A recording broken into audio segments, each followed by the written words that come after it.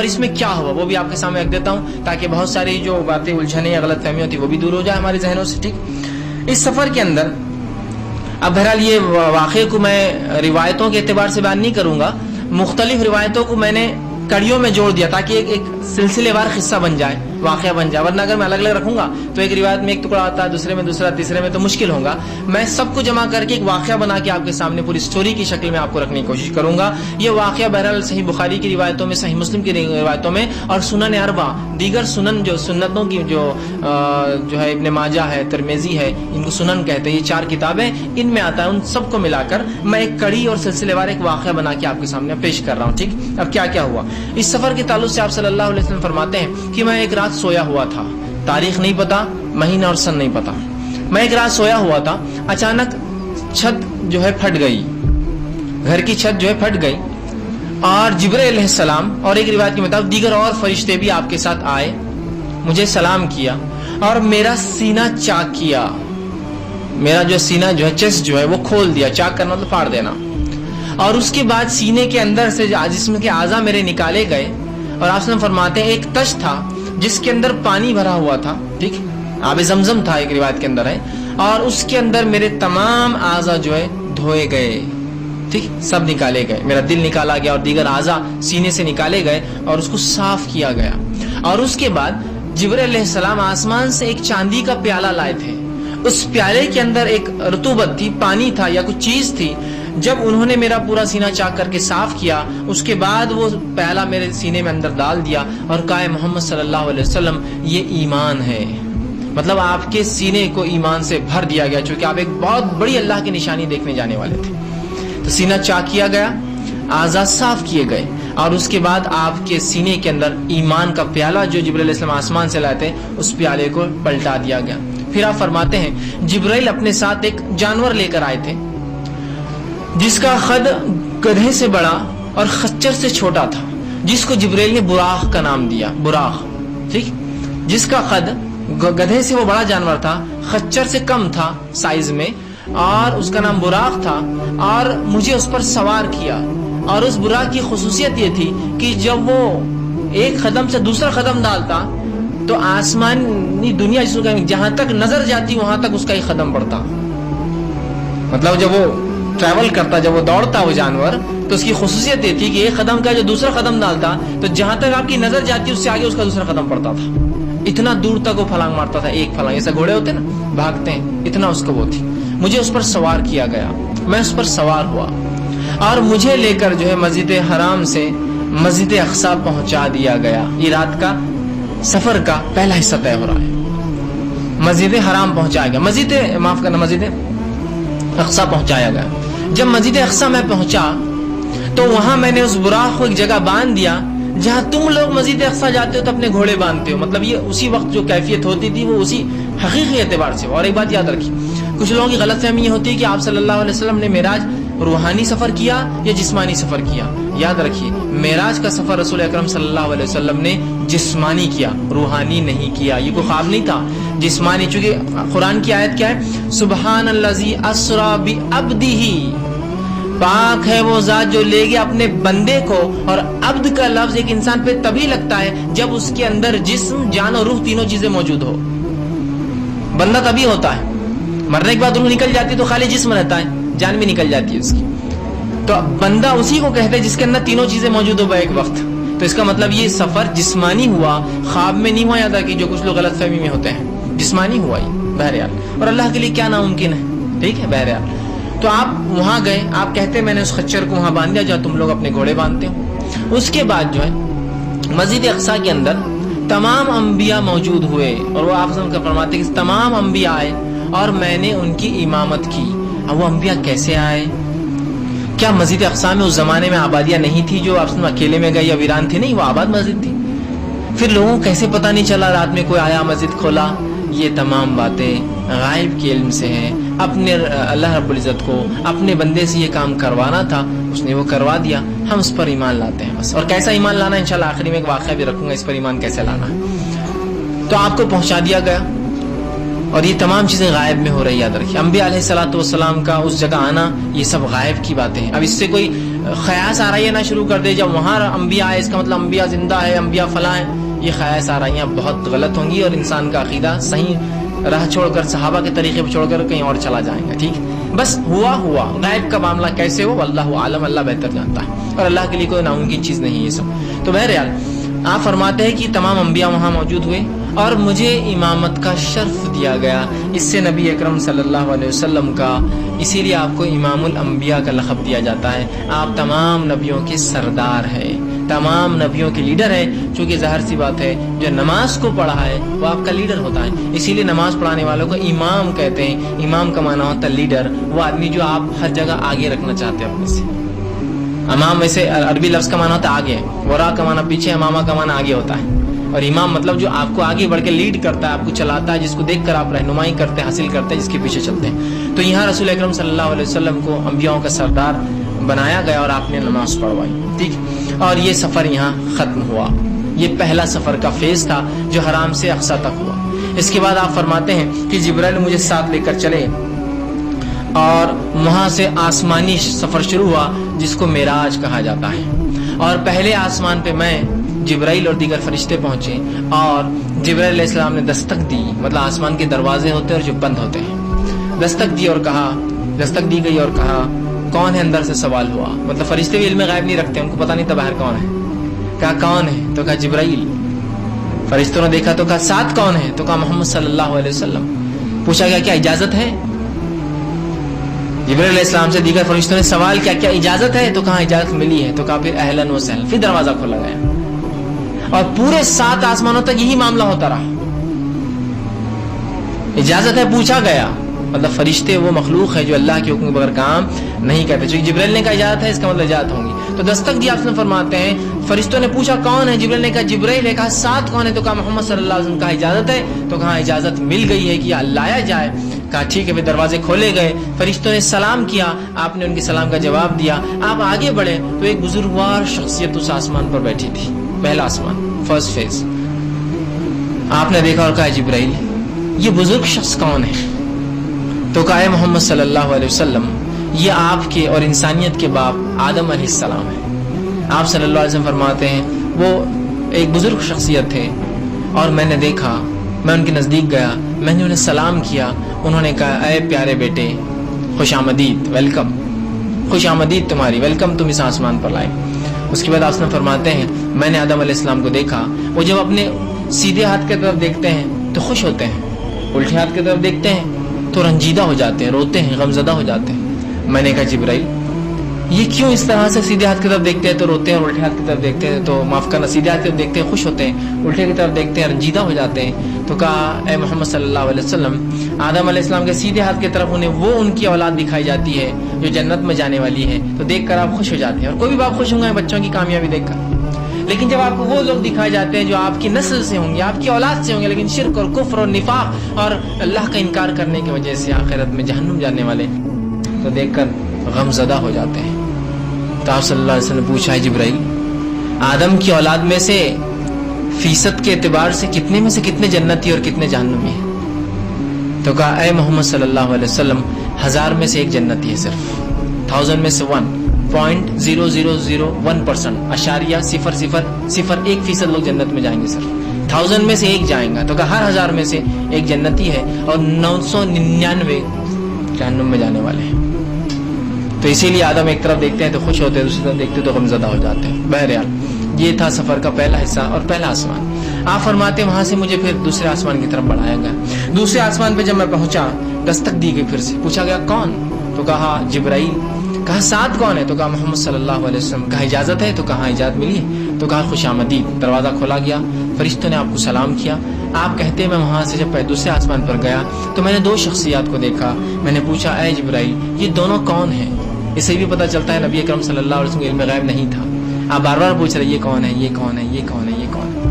तो कहा है मोहम्मद सल्लल्लाहु अलैहि वसल्लम इसमें से जो एक है वो याहिया इब्न ज़करिया है, माफ़ करना जो है, हाँ याहिया इब्न ज़करिया मतलब याहिया अलैहिस्सलाम है जो ज़करिया अलैहिस्सलाम के बेटे थे। और दूसरा कहा गया ये ईसा इब्न मरियम है अलैहिस्सलाम।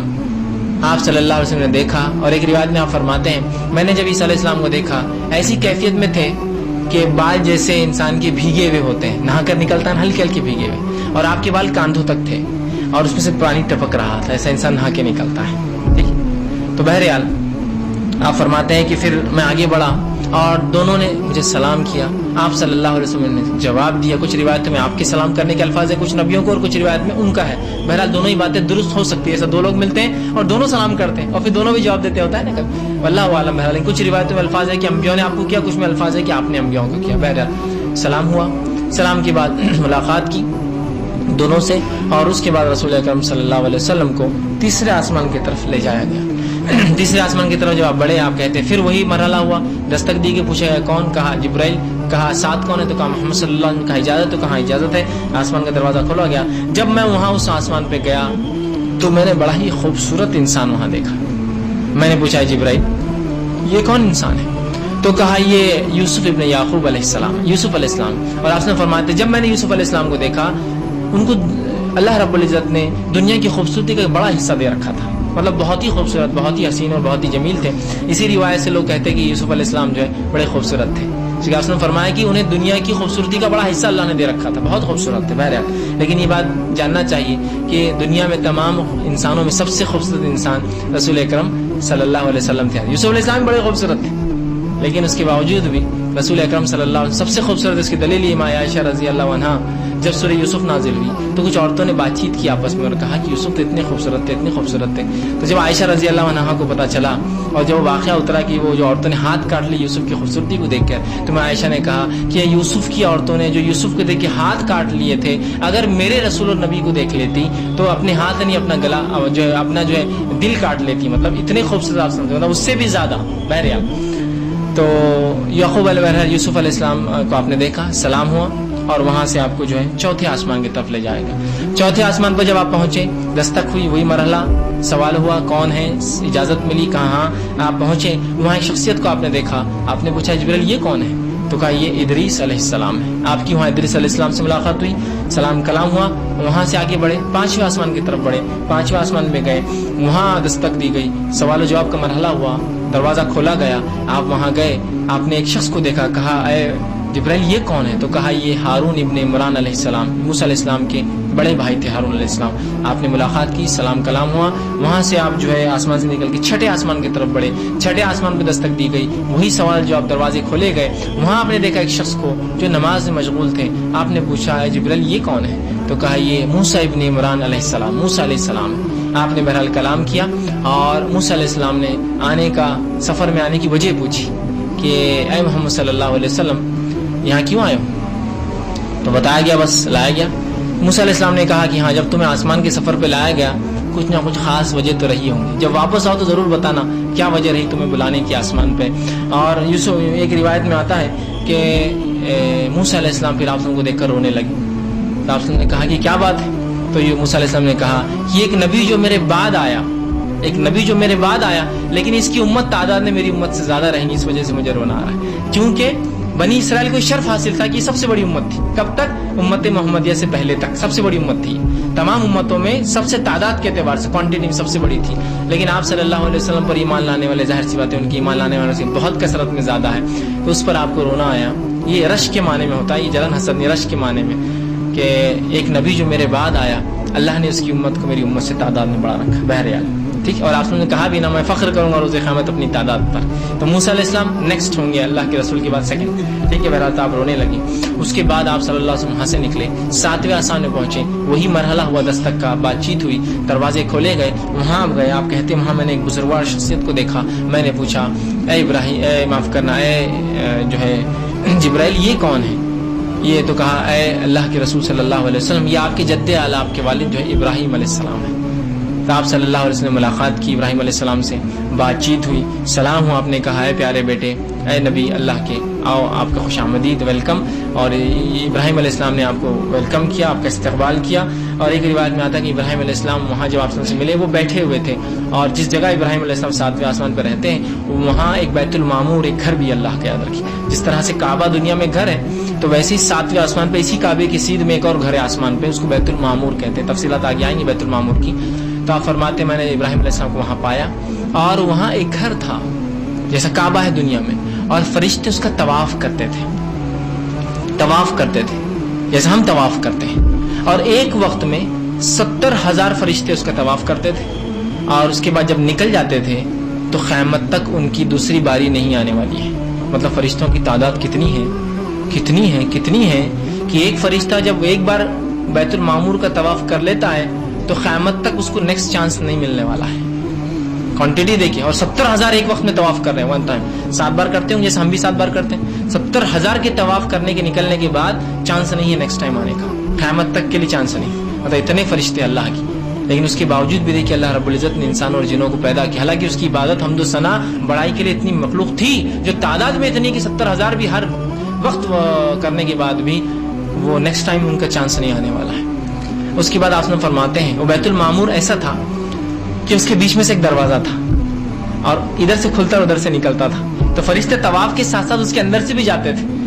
آپ نے کہا کاش، ایک بار روایت نے فرمایا کاش اے عائشہ تیری قوم کا نیا ایمان لانے کا مجھے ڈرنا ہوتا تو میں بھی کعبے کو ویسے ہی کر دیتا جیسا بیت المعمور تھا کہ لوگ طواف کرتے اور دروازے کو نیچے بنا دیتا۔ ابھی دروازہ اوپر ہے نا، آپ دیکھیے 7-8 فٹ پہ دروازہ ابھی جو کعبے کا دروازہ ہے، تو مشرکین نے اوپر کر دیا تھا۔ کیوں اوپر کیا تھا معلوم؟ وہ کہتے تھے کہ صرف ہم جیسے بڑے لوگ جائیں گے، عام لوگ نہیں گھسنا اس، تو انہوں نے اوپر کر دیے تھے۔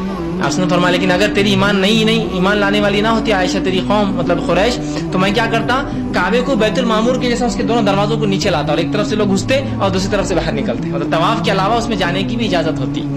بہرحال خیر وہ نہیں کرے آپ سمجھ، اس لیے کہ ڈر تھا کہ قوم میں اشتعال نہ ہو جائے، کچھ تماشا نہ ہو جائے، لوگ خاموخواہ ایک مسئلہ نہ ہو جائے۔ بہرحال تو بیت المعمور کا وہ طواف کرتے اور نکلتے اور جاتے۔ وہاں ابراہیم علیہ السلام سے ملاقات ہوئی، ابراہیم علیہ السلام نے کچھ نصیحتیں بہرحال امت مسلمہ کے لیے آپ صلی اللہ علیہ وسلم کو کی مختلف، چونکہ یہ اسراء اور معراج کی روایتیں اتنی زیادہ ہے اور کوئی بھی ایک روایت مکمل نہیں ملتی ہے کہ تو ہر راوی نے کسی مطلب کے تحت اور کسی مقصد کو بیان کرنے روایت کا ایک حصہ بیان کیا، تو پوروں کو جوڑنا ممکن ہی نہیں ہے۔ بہرحال اس کے بعد جو ہے آپ صلی اللہ علیہ وسلم وہاں سے آگے بڑھے اور ایک مقام تک گئے جس مقام کا نام آتا ہے سدرۃ المنتہا۔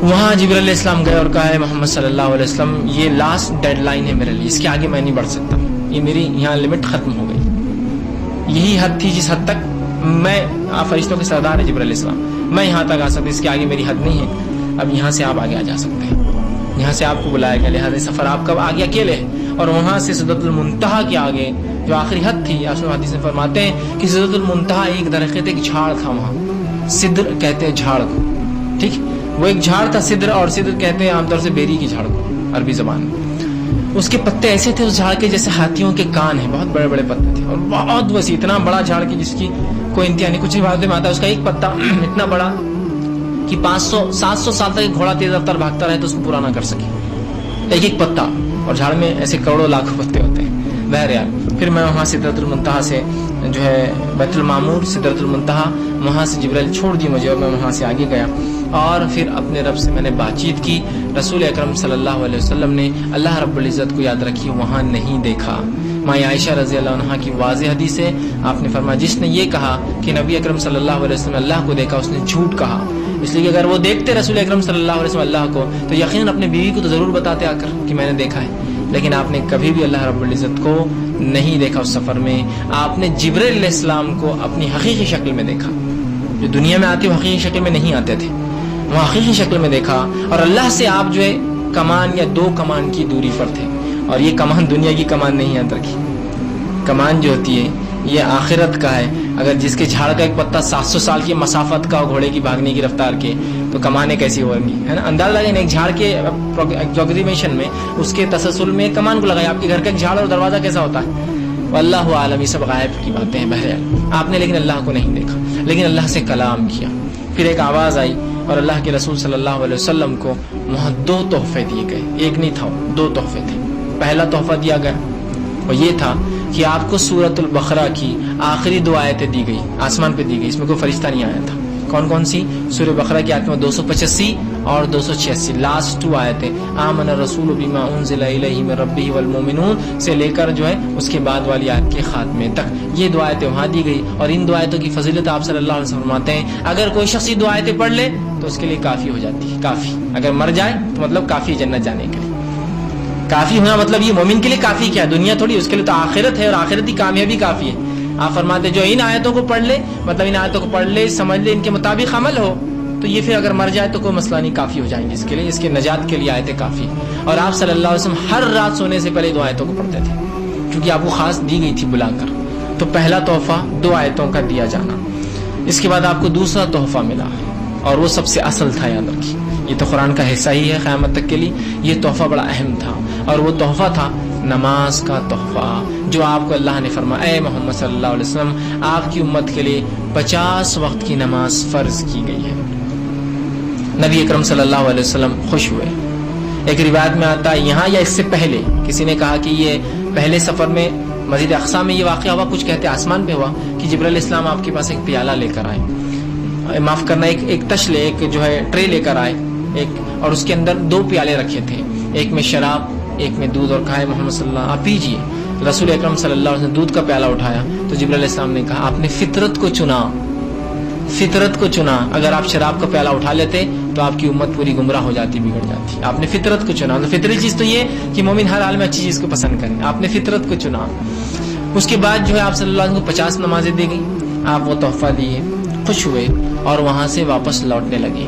जब वापस आते और छठे आसमान पे आए तो मूसा अलैहिस्सलाम ने कहा था ना आते वक्त मुझे बताना क्यों आए हो, बाकी अंबिया ने नहीं कहा था। तो अल्लाह के रसूल सल्लल्लाहु अलैहि वसल्लम पूछा, ए मोहम्मद सल्लल्लाहु अलैहि वसल्लम क्या मिला, तुम्हें क्यों बुलाया गया था? तो कहा अल्लाह ने मुझे 50 वक्त की नमाजें मेरी उम्मत पर फर्ज की है। मूसा अलैहिस्सलाम ने कहा देखो मैं भी जो है नबी रह चुका हूँ कौम का, मैं जानता हूँ मेरी उम्मत को तो इससे बहुत कम था, तुम्हारी उम्मत इसको पूरा नहीं कर पाएंगी, अल्लाह से जाकर तखफीफ कंसेशन की गुजारिश करो। आप सब फरमाते कि मैं फिर लौटा, मतलब 5-6 आसमान से फिर 7वां और फिर सिदरतुल मुंतहा के आगे गया और अल्लाह से गुजारिश की कि अल्लाह कुछ तखफीफ की जाए। एक रिवायत के मुताबिक 5 और 5 कम किए गए और एक रिवायत के मुताबिक 10 कम किए गए। बहरहाल दोनों बातें दुरुस्त हो सकती हैं, 5 और 5 कर लिए तो 10 हो गया, रावी हो सकता सीधा 10 की बात कर रहे हो या 5, दोनों बातें दुरुस्त है, इसमें कोई बात गलत नहीं है।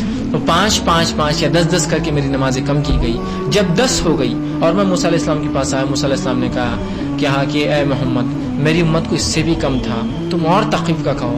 आप थोड़ा सा हिचकिचाए लेकिन फिर गए और फिर गुजारिश की अल्लाह से, उस 10 में और तखफीफ की गई, उसको 10 से 5 किया गया। फिर आप वापस आए और फिर मूसा अलैहिस्सलाम मिले, मूसा अलैहिस्सलाम ने कहा मेरी उम्मत को इससे भी कम था।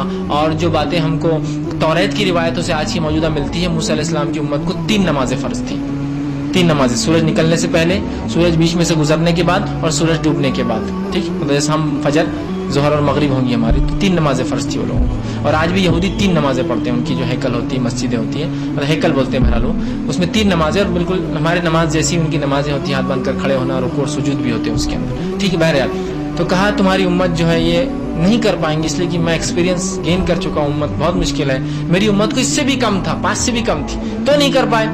तो आपने फरमाया कि ए मूसा अब मुझे बहुत शर्म आती है, मैं बहुत बार लौट चुका हूँ। कि तो अगर वो 5 की रिवायत को ले तो आप अब तक 9 बार लौट चुके थे, 9 टाइम्स जाकर आ चुके थे। और अगर 10 की रिवायत को ले तो आप अब तक 5 बार जाके आ चुके थे, 10 और फिर 5 ना, 10 और 5 तो 5 बार जाके आ चुके थे। आपने कहा अब मुझे हया आती है, शर्म आती है कि मेरा रब मुझे कुछ देना चाहता है और मैं कम करता जा रहा हूँ। उसके बाद जब छठे आसमान पे से आपने तय कर लिया कि वापस नहीं जाऊंगा, तो एक आवाज है मोहम्मद सल्लल्लाहु अलैहि वसल्लम आपकी उम्मत के लिए मैंने हर अमल को 10 गुना बढ़ा दिया है, लिहाजा जो तुम्हारी उम्मत में से 5 वक्त की नमाज पढ़ लेगा सवाब पूरे 50 का पाएगा। 10 टाइम्स बढ़ा दिया गया। इसीलिए आप सबने हदीस में फरमाया जो रमजान के रोजे रखे और उसके बाद शव्वाल के 6 रोजे रखे, चाहे एक साथ रखे या तोड़ कर रखे, उसे साल भर के रोजों का सवाब मिलेगा। रमजान के रोजे कितने हुए? 30, शव्वाल के रोजे हुए 6, कितने हो गए? 30 और 6 36, 36 को ज़रब दीजिए 10 से कितने होते? 360, मतलब पूरे साल के रोजों का सवाब। तो 5 नमाजों का सवाब 50 का, 36 रोजों का सवाब 360 का, और एक साल खमरी एतबार से, इस्लामी एतबार से 355 दिन का होता है, 355। तो वो आपने साल भर रोजे रखे, देखिए कैसी हिकमत है। तो हर नेकी का सवाब 10 गुना बढ़ा दिया गया। और उलमा लिखते हैं मुहद्दिसीन, ये हर काम के लिए, हर काम के लिए आपकी नीयत के एतबार से हर काम में अल्लाह उम्मत मुस्लिमा को एक नेकी के बदले 1 से 10 तक सवाब देगा। उसके जिसको बोलेंगे नीयत की खालिश होने की बुनियाद पर 1, 2, 3, 4, 5, 6, 7, 8, 9, 10 गुना अल्लाह बढ़ा सकता है। ये बात याद की। तो आवाज क्या आती है? मोहम्मद सल्लल्लाहु अलैहि वसल्लम आपकी उम्मत के लिए मैंने हर नेकी को 10 गुना बढ़ा दिया है, लिहाजा जो 5 वक्त नमाज पढ़ ले 50 का सवाब पाएगा। आपने हदीस फरमाया जो 30 रोजा के बाद 6 रख ले 360 साल भर का सवाब पाएगा। तो हर नेकी में हमको ये शर्फ हासिल है کہ ہم 1 سے لے کر 10 تک بڑھ جاتے ہیں گناہوں میں, لیکن اللہ کا فضل بھی اس امت پہ ہے, ہمارے گناہ صرف 1 کے بدلے 1 ہی لکھے جاتے ہیں. نیکیاں ملٹی پلائی ہوتی ہے, گناہ نہیں ہوتے الحمدللہ. ٹھیک, بہرحال تو آپ نے کہا کہ اب تو شرم آتی ہے, آواز آئی کہ آپ کو وہی دیا گیا, اور اس کے بعد آپ صلی اللہ علیہ وسلم وہاں سے نکلتے ہیں اور وہاں سے آپ واپس آتے ہیں. اس دوران اور کچھ جو واقعات جو دیگر روایت میں ملتے ہیں اس واقعے کے علاوہ وہ بھی رکھتا چلتا ہوں. اس دوران ایک واقعہ آپ نے فرماتے ہیں کہ میں ایک جگہ سے گزرا اور جنت کی یہ آسمانوں کی سیر کرانے کے بعد مجھے جنت اور جہنم کی بھی سیر کرائی گئی. اسی رات جنت اور جہنم کی بھی سیر کرائی گئی. جیسے میں جنت کے پاس سے گزرا, اور جب اس جنت کے پاس سے گزرا تو اس جنت کے باہر ایک جھیل تھی. اس جھیل کے اندر ایک حور بیٹھی تھی, اور اس حور پر جب میں نے نظر ڈالی تو اس کی پنڈلی جو نچلا حصہ ہوتا ہے پیر کا, اس کی پنڈلی کے اندر ہڈی, اور ہڈی کے اندر غدہ, اور غدے کے اندر جو نسیں ہوتی ہیں وہ تک دکھ رہی تھی. اتنی خوبصورت تھی کہ جیسے ٹرانسپیرنٹ,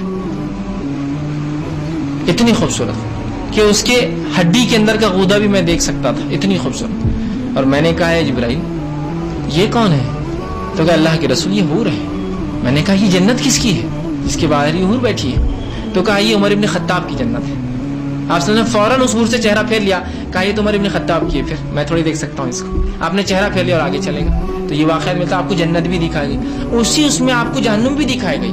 آپ ایک جگہ اگر آپ فرماتے مجھے جہنم دکھائی گئی, اور ایک شخص تھا جو زیادہ ہنستا نہ تھا, فرشتہ تھا مطلب وہ, لیکن ہنستا نہیں تھا, چہرہ سخت قسم کا تھا, تھوڑا سا مطلب ایسا عام فرشتے ہوتے ویسا نہیں اڑ رہا ہو نا قسم کا تھا, اور سخت قسم کا تھا, اور زیادہ بات بھی نہ کرتا. اور جہنم نیچے ہے گڑھے کے اندر, یاد رکھیے جہنم نیچے, جنت اونچی ہے. تو وہ اندر جو ہے ایندھن ڈال رہا تھا جس سے وہ جہنم اور بھڑک رہی تھی, وہ اور ڈالتا اور بھڑکتی. میں نے پوچھا اے جبریل یہ کون ہے؟ یہ شخص تو زیادہ ہنستا بھی نہیں ہے. تو کہا یہ مالک ہے, یہ جہنم کا داروغہ ہے, جہنم کو دہکانا, سلگانا, لوگوں کو ڈالنا اس کی ذمہ داری, یہ پورا مینٹین, مطلب پوری جہنم کو یہ دیکھ بھال کرتا ہے. داروغہ مطلب ہیڈ ہے اس کا. اور آپ نے کہا پھر اس کے بعد مجھے مختلف اور عذابات دکھلائے گئے. اس سفر معراج میں ہی عذابات آپ نے دیکھی, جیسا کہ ایک عذاب آپ کو دکھایا گیا. آپ فرماتے ہیں میں نے دیکھا کچھ لوگوں کے ہونٹ جو ہیں اونٹوں کے ہونٹ کے جیسے موٹے موٹے بڑے بڑے, اور وہ آنکھ کے گولے کھا رہے ہیں. اونٹ کو دیکھیے آپ کیسا پکڑ پکڑ کے, اس کے ہونٹ بہت بڑے ہوتے ہیں, کھینچ کھینچ کے کھاتا ہے چیزوں کو. تو میں نے کہا جبریل یہ کون لوگ ہیں جو اتنے موٹے موٹے ان کے ہونٹ اونٹوں کے جیسے, اور آنکھ کے گولے نگلتے ہیں, اور جو پیٹ میں جاتے ہیں اور پیٹ کی پوری چیزوں کو خراب کر کے پیخانے جگہ سے نکل جاتے ہیں. میں نے کہا یہ کون لوگ ہیں اور اتنا سخت عذاب؟ تو کہا یہ وہ لوگ ہیں جو دنیا میں یتیموں کا مال کھا لیا کرتے تھے, یتیموں کا حق مار لیتے تھے. یتیم کا حق مارنا پیٹ میں آگ بھرنا, یاد رکھیے, آگ دنیا میں دنیا آخرت میں اس کا عذاب ملتا. تو یہ وہ لوگ تھے جو یتیموں کا مال کھا لیا کرتے تھے محمد صلی اللہ علیہ وسلم. بہت دردناک عذاب. وہ کہتے میں پھر اس کے آگے مجھے لے جائے گا. میں آگے چلا اور میں نے دیکھا کچھ لوگ ہیں جن کے پیٹ اتنے بڑے کہ ان کا جسم بھی اتنا بڑا نہیں ہے, سمک پیٹ اتنے بڑے کہ ان کا جسم چھوٹا, مطلب آدمی وہی ہے لیکن پیٹ اتنا بڑا. اور وہ لوگوں کو لٹا دیا گیا ہے, چت لیٹے ہیں, ایک روایت میں اندھے کے چت لیٹے ہیں. اور اس کے بعد ایک لشکر آتا ہے فرعون کا, اور وہ لشکر ان کو رونتے ہوئے جاتا ہے, ان کے اوپر سے انہیں کچلتے ہوئے جاتا ہے. اور میں سمجھتا ہوں جن لوگوں کو معلوم ہوگا وہ جانور کا پیر جب پڑتا ہے نا آپ کے پیر اور آنکھ پہ کیا تکلیف ہوتی ہے, کسی گائے بیل کا پیر کبھی کسی کے پیر پہ پڑا ہو تو آپ کو اندازہ ہو سکتا ہے کتنی تکلیف ہوتی ہے. بکری کا ہی پڑ گیا ہو تو, اس لیے کہ پورا وزن آ کر ایک چھوٹے سے پنجے میں آتا ہے نا, تو اس سے ماس جس کو بولتے ہیں, ویٹ ایک الگ چیز ہوتی ہے, ماس ایک چیز ہوتی ہے کہ کتنی کم جگہ میں کتنا وزن آتا ہے. اتنا خطرناک ہوتا ہے کہ آدمی تل ملا اٹھتا ہے. تو وہ جانور پورا لشکر رونتے ہوئے جائیں گا فرعون کا. میں نے کہا یہ کون لوگ ہیں, اتنی سخت سزا کہ پیٹ بڑے ہو گئے لشکر رونا ہے. کہا یہ آپ کی امت کے وہ لوگ ہیں جو سود کھایا کرتے تھے. کھا رہے نا سود, انسان کیوں کماتا حرام چیزیں؟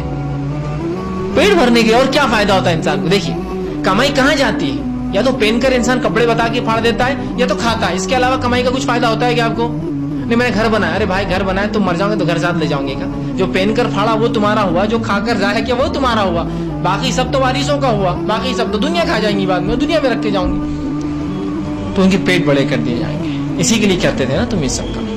تیسرا آپ فرماتے ہیں میں نے دیکھا کچھ لوگوں کے سامنے 2 قسم کے گوشت رکھے تھے, ایک تازہ فروا گوشت اچھا, اور ایک باسی سڑا ہوا گندا گوشت. وہ تازے فروے گوشت کو چھوڑ کر سڑا ہوا گوشت کھا رہے تھے. میں نے کہا جبرائیل یہ کون لوگ ہیں جو سڑا ہوا گوشت کھا رہے ہیں اچھا گوشت ہونے کے بعد؟ تو کہا یہ آپ کی امت کی وہ لوگ ہیں جو نکاح تو کرتے تھے لیکن زنا نہیں چھوڑتے تھے.